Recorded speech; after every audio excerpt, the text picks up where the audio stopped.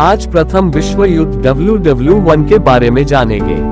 प्रथम विश्व युद्ध को संक्षिप्त रूप में WW1 जाना जाता है। WW1 यूरोप में होने वाला यह एक वैश्विक युद्ध था जो 28 जुलाई 1914 से 11 नवंबर 1918 तक चला था।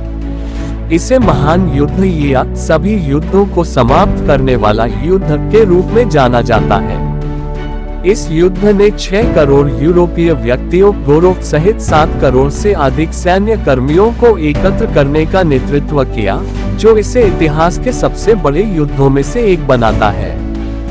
यह इतिहास में सबसे घातक संघर्षों में से एक था, जिसमें अनुमानित 9 करोड़ सिपाहियों की मौत और युद्ध के प्रत्यक्ष परिणाम के स्वरूप में 1.3 करोड़ नागरिकों की मृत्यु, जबकि 1918 की स्पेनिश फ्लू महामारी ने दुनिया भर में लगभग 1.7 से 10 करोड़ की मौत का कारण बना, जिसमें कि यूरोप में अनुमानित 26.4 लाख मौतें और संयुक्त राज्य में 6.75 लाख स्पेनिश फ्लू से हुई। यह पूरी तरह से 1919 में खत्म हुई थी।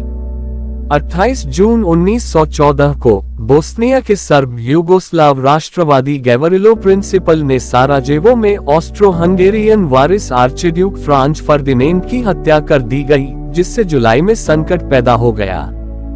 इसके उत्तर में ऑस्ट्रिया हंगरी ने 23 जुलाई को सर्बिया को एक अंतिम चेतावनी जारी कर दिया, जिसमें सर्बिया का उत्तर ऑस्ट्रियाई लोगों को संतुष्ट करने में विफल रहा और दोनों देश युद्ध स्तर पर चले गए। विश्व 2 गुटों में विभाजन हो गया। जुलाई 1914 तक यूरोप की महाशक्तियों को 2 गठबंधन में विभाजित किया गया था, ट्रिपल एंटेंटे, जिसमें फ्रांस, रूस और ब्रिटेन शामिल थे, तथा triple alliance, Germany, Austria Hungary और इटली।